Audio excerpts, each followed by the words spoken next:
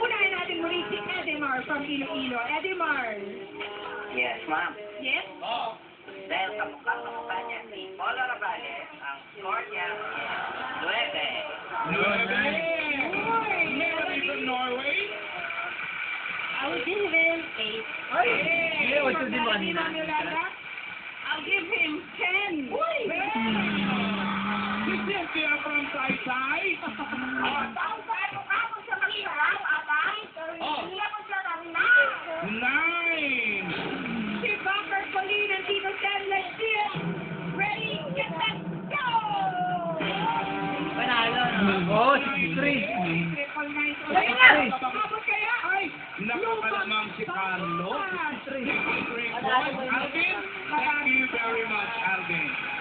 Chelsea contestant number 3, si Jose Aguirre are meeting Jeff Eigenman ng Pasig City. Ito na ang score ni Edimar from Iloilo.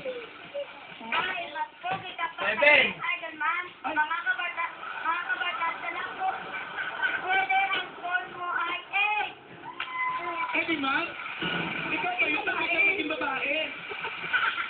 Baka kumain si Eddie Man. Kapita ni Edimar. Maraming pong salamat. Si Melanie naman ay kabakas from Norway. I will give him 7. Si Missy Olan, Nagers-Tepa. Dahil mahal ka namin sa University of Antique, bigyan kita ng 8. From Antique, si Cynthia, our old viewer from Taytay. Cynthia, ikaw pa ba yan? Hello. Dahil sa si Jose ay maganda rin magsaya. Bibigyan siya 8 din! Medyo nakakalamang-lamang talaga si Polo Ravale. Pag sabay-sabayin na rin natin si Bakar Pauline dito sa may sasabihin mo. Hindi na! Ang usapan namin kasi, nakakarinig kami dito ng opinion eh. Ang talagang pinaka-feeling pogi sa lahat dito ay si number 3. Number 3. Oh, pero ang usapan, kailangan kombinasyonan ng talent eh. Oo, doon kwenta yung talent doon eh. nagkakatalo to. No? So, eto, nakaready na kami.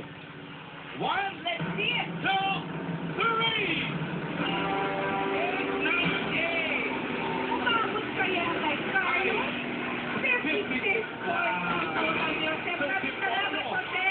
Pero si Carlos Tunanan, our feeling pogi, ang ating winner for today. Ikaw po ang mga kasama natin sa KSP Weekly Finals bukas. Ngayon pa lang, nanalo ka na agad ng 2,000 pesos courtesy ang Extreme Magic Thing, ang tulad siguradong original Magic Thing. Sa pag-uwigang Ibulaga, hamon na rin ang premyo sa KSP kahit sino pwede feeling. Feeling Pogi Edition! Pero bago yan, P, eto po lang dapat niyong abangan.